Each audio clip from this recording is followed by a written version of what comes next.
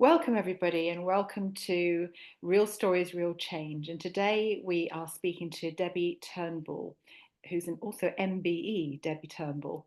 And Debbie is from River and Sea Sense, and she's going to talk to us about her story. But first of all, Debbie, just tell us where you are in the world. I'm in a very dull, very cloudy North Wales. Fantastic. Right. Okay. Well, let's hope the sun comes out soon. Mm.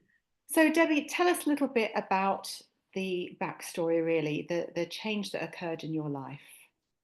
Well, there's been quite a few. The biggest one was losing my son to drowning 19 years ago this year, and he drowned by falling into a waterfall in a place called Capel in North Wales. It was a notorious spot for accidents, canoe accidents, and on a good day and all through the summer, that particular summer, it was absolutely boiling hot, Mm, um, and they were doing no harm. They went so many times, and had the most amazing time, which is very sad. mm. And Christopher, was he a good swimmer? Oh, amazing. Yeah, he Yeah, swam like a fish. yeah. Played rugby, so he was really, really strong. But my strap line for my work is learning to swim is not enough. Mm, mm. So, Definitely. do you mind telling us a little bit more about, what happened on that particular Sure. day? He went with five friends, and he sat on the edge of a ledge, and it was the time when we were all starting to film on videos and take photos on our phones, which was really huge. Two friends were up on the bridge taking photos and filming, and he was sat on a ledge below, and he was putting his thumbs up as he always did. And as he turned, he slipped and he fell directly into what's called the boil of the waterfall, which is where the water comes from three avenues high up in the mountain.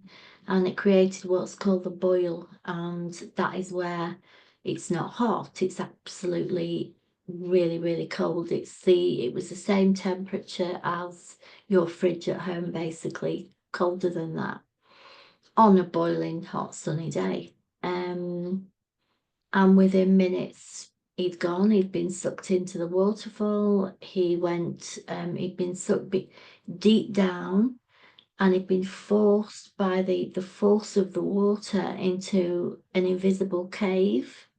And there was a big tree root growing through the cave in which he got his trainer stuck. And that's Mm, how mm. we lost him. And how did you find out? About 10 minutes past 4 that day, two helicopters went across the house, and I got a bit of a shiver, but I didn't think anything. And normally I watch the news at lunchtime when I'm working from home, and didn't think anything. And John came in and he said, "Where's Chris?" And I said, "Oh, he's gone to Capel." He said, "He's dead." And I just knew that minute he said those words, I knew it was true. And we didn't find out until we didn't know it was him. We knew in our hearts and soul, until about 4 minutes past 7 when they brought his body up. Mm. How do How you do move you forward from there? You do. You have to, because it's it's life. It's the way, the daffodils will still bloom next year, and the sun will still shine tomorrow, no matter what happens to any of us, is what I've learned. And within 3 weeks I was speaking in schools, and within 6 months I was educating 3,000 children a week. Mm. Um, And it what were you just talking to them about, Debbie? What were I you? was telling my story, and the more investigative work I did, the more I learned, because I was speaking to the mountain rescue. We raised money for the mountain rescue because it gave his mate something to do. It was in the summer when he died, and people were flying home from the holidays, literally. There were 350 people at the funeral. He was adored, he was loved, he was a live wire like his mum, and and so I just grabbed every bit of information I could about why. I wanted to know why he drowned. So I went out with search dogs. I learned that they bury different decomposite parts of pigs because that's the closest to human flesh in various decomposite stages, and that's how they teach dogs to find bodies. And this particular dog that found Chris was trained specifically for that, and it was one of the divers that knew the dog because they expected him 6 hours later to be way downstream. And this particular diver saw that dog keep going back, and he put his paw in the water and it was pointing to where Chris was. And they'd done all the dives. They were literally ready to abort the situation.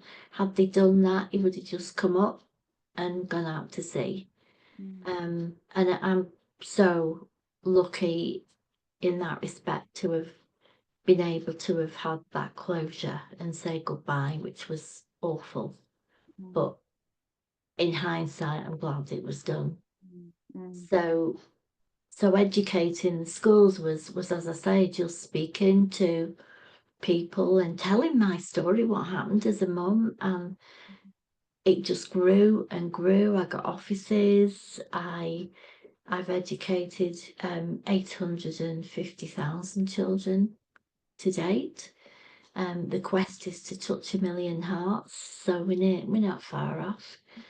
And Debbie, and can I just pause you just a moment and just go back in those early days after you'd lost Christopher? Um, you were in schools quite soon. What was it that where did you get that strength from to go in so early and be able to share? honestly, because basically it was either live or die, I think, and I couldn't think of anything else to do to make me feel better. And I'd always been in PR. I'd had that kind of background in sales and marketing, so I called a press conference, and there was just something inside me that I didn't want anyone else to go through this awful pain that I was going through. And 18 months in, I actually tried twice to commit suicide myself. I accept that now.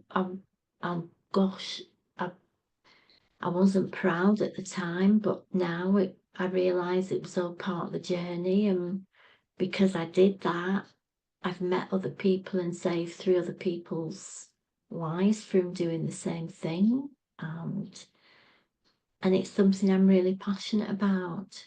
And how did you work through all those emotions, that grief journey, at the same time as doing this work, building that a positive aspect? Um, I've always been really spiritual, and I've always believed there's so much more to the world. And I've always read and studied people like Joe Dispenza, of course, Mike Dooley, as we did our training with, how we met. People like Eckhart Tolle, I've got all those books. I'm surrounded by them. And I've done so many, as I've moved through the years, I've done so much personal development work. I trained with a woman who'd worked with American Indians in Sedona. Amazing trainings. That some I forget honestly what I've learned until the time comes when I need it, and then it pops in. The training I did with Mike Dooley again was incredible, and I aim to use a lot of that now with my new projects. And I think the personal development training inspired me as well to be stronger and enable myself to be able to tell these stories in a way that would hopefully not make people sad, but inspire them and give them strength to be able to do something that's meaningful, no matter what they've been through and experienced, that something that's meaningful for them to actually carry on and live their lives, which is what we need to do. We have to do that. Mm. So you went on to establish this work as a charity, River and Sea Sense. So just tell us a little bit about what do you do now with that? What does the charity do? Ross is a non-profit. We're not a charity. We are a non-profit. We're very, very similar, but it means that I'm in control of it, and I'm not a control freak by any means, but it's my baby and it's my baby. And I've put my own programs together. I've got one program for schools, and I've got a program for parents and families. And I do an awful lot of keynote speaking. My last one was the National Drowning Prevention Conference in Birmingham a couple of months ago, which I absolutely love doing. And I always find that from every keynote or every talk that I do, something comes from it. And I never expect it, but it just comes. And, of no surprise this year, um, one of the many people that came up to me afterwards was the senior North Wales fire service gentleman, and he actually wants to do some partnership working with me to be able to grow what I want to do and work closer with families and parents, because there's a lot of work being done in schools now by all the agencies, and I support all that. And I also support a lot of work in government as far as petitions go. I've been there and spoken 4 times and met some incredible people, won a lot of awards. I was given the Point of Light Award by Theresa May, and I won the National Lottery Special Achievement Award by Bear Grylls. And I saw that. That reduced me to tears watching it. I it did me. My word, they got me there under absolute false pretenses. But it was an amazing journey, and it was such a shock. But um, I look at awards now as giving me a bigger platform and a bigger presence to be able to either get the water safety message out, or to get my new work out, which is based on somatic trauma informed healing and learning how to regulate and understand our nervous systems, which I'm equally passionate about. And I am setting up a nice new project called Heart and Soul, Mm. which I can't wait. Yes, and what do you plan for that? Well, when I complete my training, I'll be a professional somatic trauma informed practitioner and positive psychology practitioner, which is great. And bringing, honestly, the essence of what I want to do is, as I said, teach people how to understand and regulate the nervous systems, but sprinkle some fairy dust, because my God, do we need it these days? And show people that there's still a life after whatever trauma you've been through, and you can work through it, but you have to choose to do that. You know, of a lot of autoimmune issues. I'm quite poorly at the moment. I might have something nasty, I might not. But we will see. But in spite of that, even if I lose my voice with it going, um, I'll find a way to. It's amazing, and I know you must feel the same when you've helped someone to see that shit. You can see it, and I can feel it. I'm sure you can when you've worked with someone on whatever capacity, whatever work you're doing, whether it's spiritual, emotional, or mental health, to see that little light bulb going off and the realization that actually I can do this. I honestly can do this. And as you look back now, I mean, clearly it's been a transformational journey. Mm. What would you say to anybody else who's perhaps going through, something similar, a traumatic experience in their life, and is really wondering what's the point in this? Why has this happened? Because we've all maybe lost someone, or we've all been abused in some way. I didn't understand, but I have been narcissistically abused by my parents. And it's only now that I've known all these years something was wrong, but um, when you put two and two together and it becomes six, you know, you've got to find out what it is. And I think if there's anybody out there that's going through anything that they're not sure of, then I have to say you need to go back inside, because we mask, we'll either drink or we'll take drugs, or we'll mask it, we'll pretend that. How many people do you see online these days that come online and everything's wonderful and perfect, and then they crash and they burn out? And I've been there, I've done all that, and sometimes, yeah, when I'm online, I'm okay, but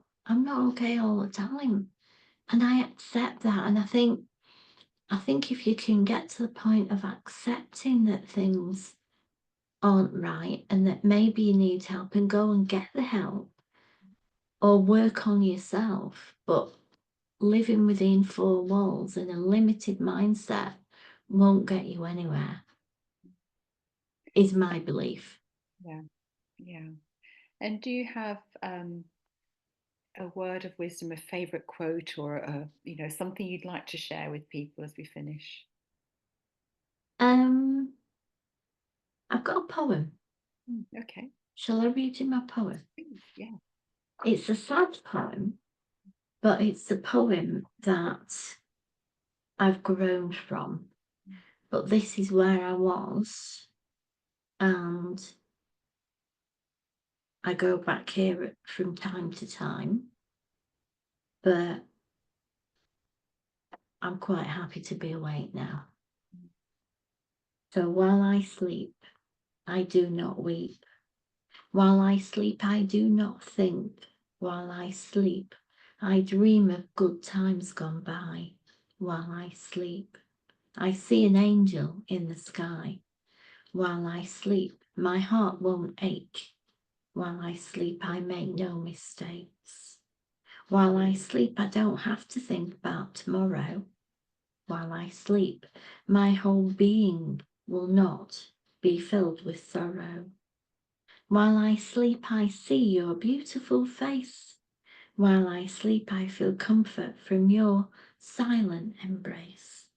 While I sleep, I don't have to make promises I cannot keep. While I sleep, I know you're by my side. While I sleep, there's no turning tide inside. While I sleep, it's always yesterday. While I sleep, the pain will slowly fade away. While I sleep, I dream my wish will come true.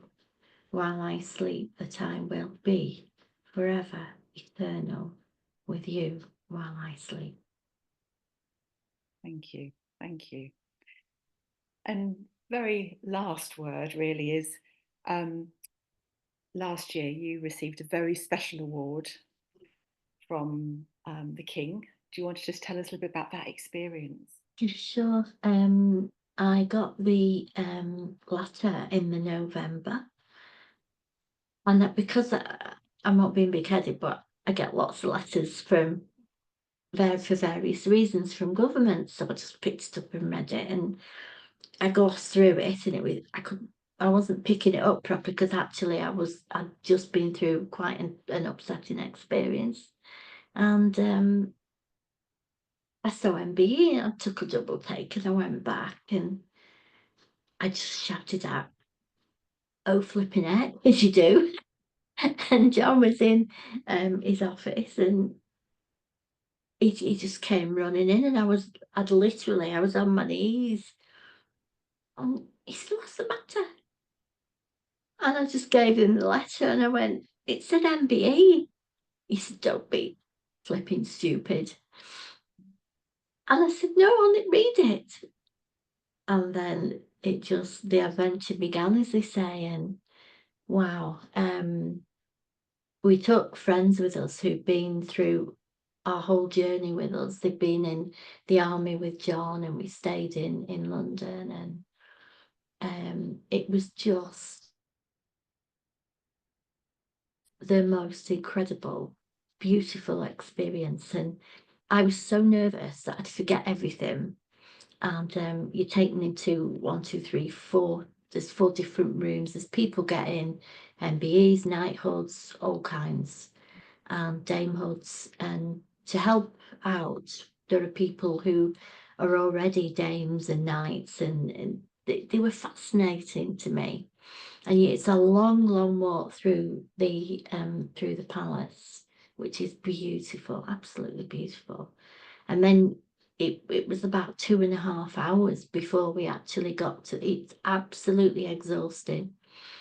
And I got to the point where I could see her standing. It was Princess Anne, by the way. And I thought, oh gosh, there she is. And I'd forgotten everything I was told. So I got the guy just before I went, "Please, can you tell me what to do?" And all I could remember was curtsy. Walk down there, curtsy, and then it'll be all right.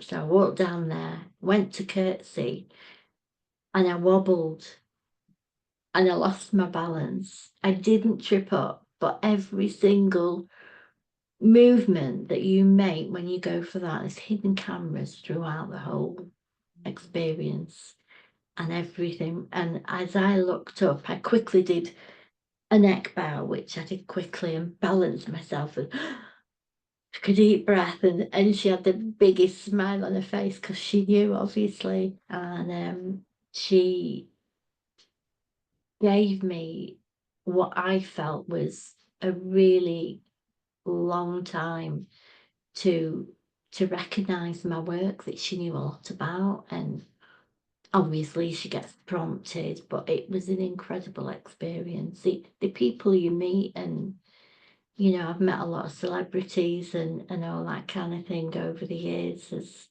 I won the awards, but she was something else. She Mm, really was. She was a wonderful lady. mm, And the first thing I did when I got out was when we got outside, my feet were absolutely killing me, so I took my shoes off and walked all the way to the taxi with no shoes on. But it was great. It was beautiful, and I'll never forget. Never. yeah. Congratulations. Thank you. Well done. I'm sure Chris will be very proud of you. We saw his picture come Yeah. up on the laptop behind you a moment ago. So thank you for sharing that. It's gone off now, but he was on there earlier. He popped up. Yeah, really? Mhm. Yeah, yeah. He does that when he's needed. He does that. Wonderful. Thank you, Debbie, Yeah. so much for Thank you sharing. so much. Thank you. Sorry, I've not got much strength in my voice, Mm, but don't worry. All right. Thanks so thank you much. so much. Take care now.